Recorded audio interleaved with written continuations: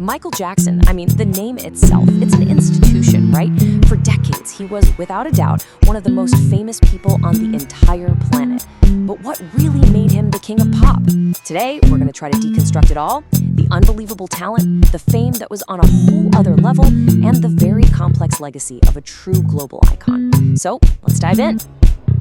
This whole thing kicked off recently on a podcast with Bill Simmons, and it's a really interesting way to think about it. When we start asking who's the biggest, what are we even measuring? It kind of forces you to look back at the sheer scale of Michael Jackson's fame, a scale that even now, with the internet and social media, just feels almost impossible to imagine.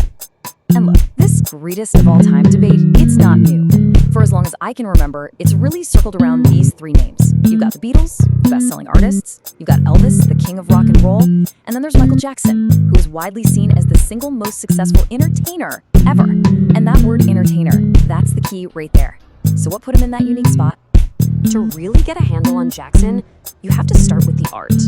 The foundation of his entire world was this almost superhuman talent, but it was mixed with a work ethic that was just relentless and obsessive. This story from his music engineer, Bruce Swedian, is just absolutely wild. 91 vocal takes for Billie Jean. But here's the craziest part. The take they actually used, the one we all know and love, was take number 2. So we had it right at the beginning, but he did 89 more takes just to be absolutely sure. Who does that? That's the level of perfectionism we're dealing with here. And you gotta understand, his voice was his instrument. Sure, he had this incredible range, but he also used his voice like it was a drum. Those signature vocal hiccups, the little gasps, they weren't just, for show. They were a crucial part of the rhythm. He was literally weaving percussive sounds into the very fabric of the beat. And the thing is, he didn't just come out of nowhere. He was a student of the absolute masters. He said it himself. He watched everyone. You can see the raw energy of James Brown, the impossible smoothness of Fred Astaire, the total showmanship of Sammy Davis Jr. in everything he did. He studied their genius to become a master himself. So, what was the result of all that insane work? Well, it's this number right here, 8. That is the record-smashing number of Grammy Awards he took home in one single night for the album Thriller. That wasn't just a win, you guys, that was a coronation. It was the entire industry basically saying, okay, this guy is on another planet. But Michael's genius wasn't just about what you could hear. He didn't just change the sound of music, he completely revolutionized how we see it. He took the music video, which was basically a commercial for a song, and turned it into a full-blown cinematic event.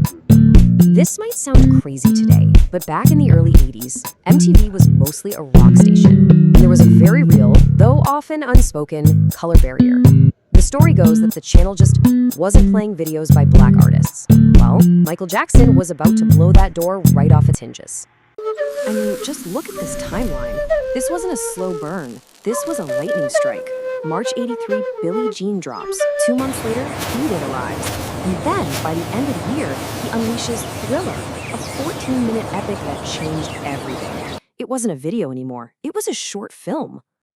And here's the really important part. This wasn't just a win for him. By literally forcing his way onto MTV, he kicked the door wide open for an entire generation of black artists who came after him. The whole direction of MTV changed. Pop and R&B went from being ignored to being the core of what they did. The channel that supposedly didn't want him, pretty soon they couldn't exist without him. And his innovation, man, it wasn't just artistic, it was technical. This right here is one of my absolute favorite examples. That incredible anti-gravity lean in Smooth Criminal, that wasn't some camera trick or wires. He literally invented and patented a special shoe and peg system that allowed him and his dancers to do a move that should be physically impossible. So you've got this insane innovation in music, in video, in dance, and it all came together to launch him into a level of fame that, honestly, the world had never seen before. He wasn't just a pop star anymore. He was a global phenomenon. Let's just talk about the business of being Michael for a second. At the peak of Thriller's success, he negotiated the highest royalty rate in the industry, making about $2 for every album sold. By 1992, he was selling the TV rights to a single concert for a cool $20 million. And then, one of the smartest moves in music history, he merged his music catalog with Sony's for a whopping $95 million up front, while still owning half. The man was a business about this number? 133.4 million.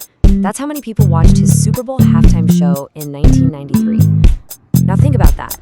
For the first time in history, the ratings for the halftime show were higher than the game itself. He didn't just perform at the Super Bowl, he was the Super Bowl.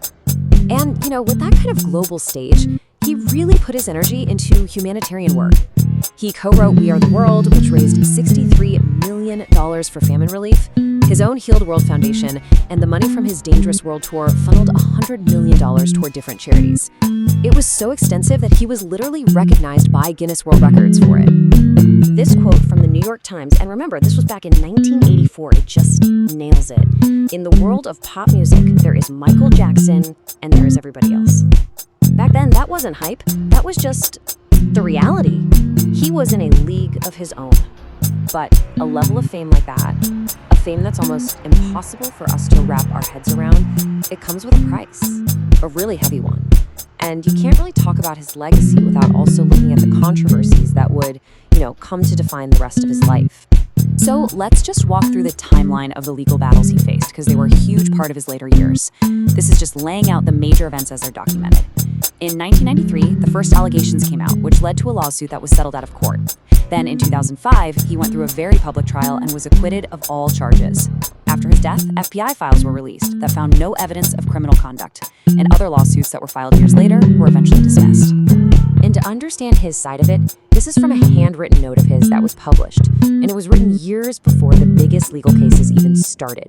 It really speaks to this feeling he had of being persecuted and hurt by the media, and this constant worry he had about how he was being seen. And of course, that intense scrutiny was all over his changing appearance. So while the tabloids were just running wild with all sorts of theories, the medical reality was he'd been diagnosed back in the 80s with vitiligo, which causes the skin to lose its pigment, and also lupus. These conditions really did radically change how he looked over the years, which only threw more fuel on the fire of public speculation. So what you're left with is this incredible duality, right? On one hand, you have the artist, the global icon, the musical innovator, the record-breaking entertainer, the philanthropist, just undeniable achievements. And on the other hand, you have this massive weight of controversy, the tabloid scrutiny, the legal battles, and the allegations that have deeply, deeply complicated how he's remembered. And that really leaves us with the big question, doesn't it? When an artist's life is this massive, this influential, and also this controversial, how do you even define their legacy? There's no easy answer. For a figure like this, legacy isn't just one single story. It's a messy, ongoing conversation about art and fame, and how we decide to remember our heroes. Which part of that story is the one that sticks? Well, I think that's a question we're all still trying to answer.